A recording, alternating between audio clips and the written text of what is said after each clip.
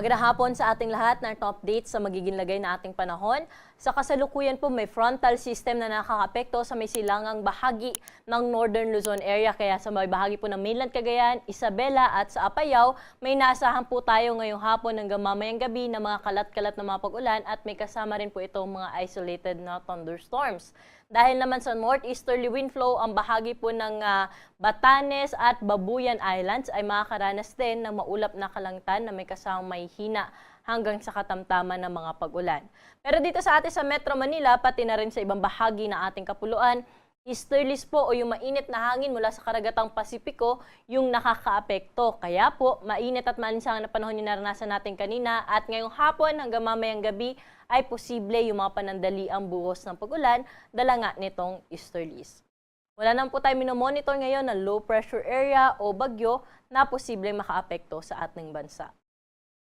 Para sa magiging lagay nating panahon bukas, inaasahan na ang frontal system makakaapekto pa rin sa may mainland Cagayan, sa may Apayao area, kaya po maulap na kalangitan pa rin ang inaasahan natin dyan bukas na may kasamang mga pag-ulan.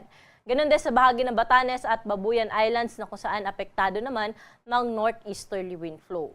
Pero dito sa atin sa Metro Manila, pati na rin sa ibang bahagi pa ng Luzon, maaliwalas na panahon ang inaasahan natin bukas, mainit sa dakong tanghali at pagsapit ng hapon at gabi naman, may mga tsansa pa rin po tayo ng mga panandaliang buhos ng pag-ulan, dala ito ng easterlies. Kaya po kung tayo ay lalabas ng ating mga tahanan bukas, huwag pa rin kalimutan magdala ng payong, pananggalang na rin po ito sa mainit na panahon sa tanghali at sa dagliang pag-ulan sa hapon at sa gabi.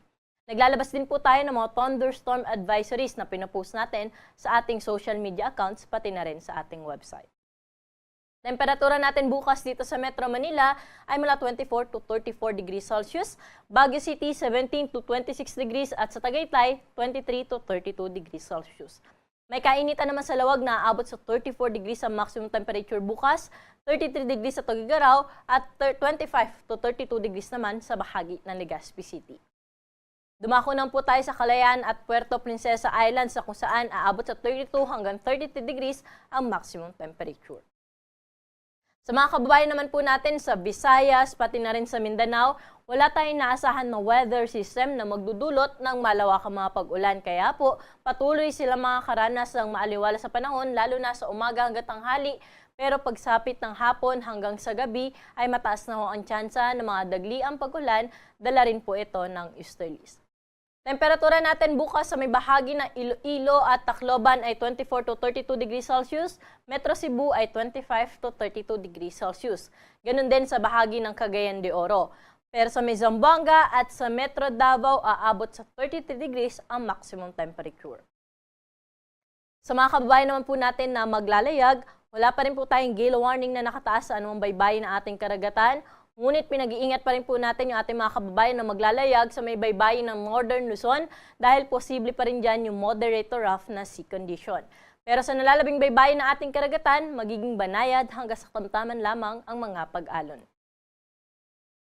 Para po sa ating 3-day weather forecast dito sa Kamaynilaan hanggang Sabado, wala tayong nakikita na sama ng panahon na posible makaapekto kaya mainit at maalinsangan na panahon yung inaasahan natin at may mga tsansa ng panandaliang buhos ng pag-ulan sa hapon at sa gabi.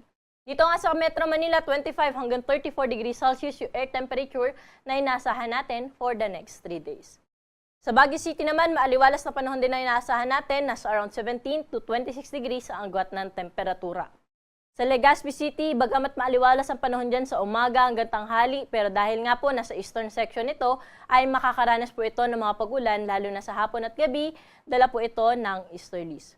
25 to 32 degrees agwat ng temperatura sa Legazpi City hanggang Sabado. Dumako naman tayo sa mga pangunahing syudad sa Kabisayaan. Metro Cebu, Iloilo at Tacloban ay generally maaliwalas sa panahon na inaasahan sa susunod na 3 araw. Kung may mga pag-ulan man po silang maranasan, panandalian lamang po ito sa hapon at sa gabi. Sa bahagi naman po ng Mindanao, particular na sa Metro Davao, Cagayan de Oro at Zamboanga City, Thursday hanggang Friday, wala po tayong naasahan na malawak ang mga pag-ulan. Ngunit kung makita po natin, pagdating ng Sabado sa Metro Davao, magiging maulap po ang kanilang kalangitan at may kalat-kalat na mga pag-ulan. Ganun din pagdating po ng Sabado, ang Cagayan de Oro at Zamboanga City ay mataas ang tsansa ng mga pag-ulan lalo na sa hapon at sa gabi. Ang araw po natin dito sa Kamaynilaan ay lulubog sa 6:08 ng gabi at muli itong sisikat bukas ng 5:51 ng umaga. Para sa karagdagang impormasyon ukol sa lagay nating panahon, mangyaring i-like at i-follow kami sa aming social media account sa DOST_Pag-asa at bisitahin ang aming website sa pag-asa.dost.gov.ph. At yan po yung latest dito sa Weather Forecasting Center. Ako si Ana Cloren Horda. Magandang hapon po.